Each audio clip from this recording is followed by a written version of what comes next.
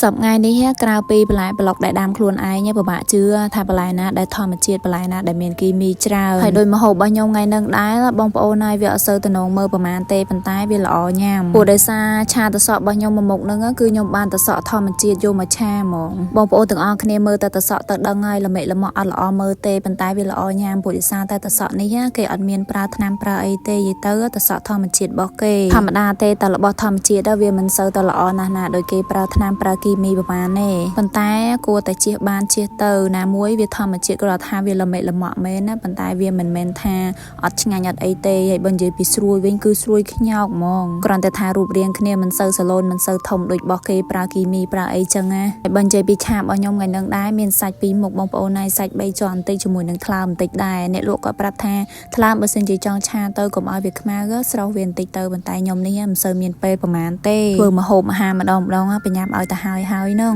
បើកូនពៅរបស់ខ្ញុំឈរយាមតែរហូតនឹងនៅចិត្តផ្ទះបាយនឹងនិយាយពីថាពេលខ្ញុំធ្វើម្ហូបម្ដងនៅឈរនៅនឹងឯងសំណោះកូនណារាល់ថ្ងៃនេះតែមិនដឹងថាធ្វើយ៉ាងណាមានតែទ្រាំទៅណាមួយពេលខ្លះបងប្អូនហើយគួយមើលមុខកូននៅចង់យំតើនៅខែណាត់កូនអត់សូវបានផ្ដល់ពេលវេលាឲ្យកូនបានគ្រប់គ្រាន់និយាយទៅខ្ញុំនៅក្បែរកូនខ្ញុំជាប់បានតែពេលដែលខ្ញុំឲ្យគាត់បើហើយនឹងពេលដែលខ្ញុំឲ្យគាត់គេងតែប៉ុណ្្នឹងឯងបន្ទាប់ពីកូនគេងហើយគឺខ្ញុំទៅធ្វើការងារអីផ្សេងទៀតដែលនៅសេសសល់ពេលខ្លះទៅពេលគាត់គេងក៏ខ្ញុំធ្វើម្ហូបពេលខ្លះពេលខ្ញុំធ្វើម្ហូបអញ្ចឹងគាត់អត់គេអញ្ចឹងទៅឈរចាំយើងនៅកន្លែងធ្វើម្ហូបនឹងសំណោះកូនខ្លាំងមែនតើនិយាយឡើងនិយាយចោះម្ហូបឆ្អិនបាត់ហើយ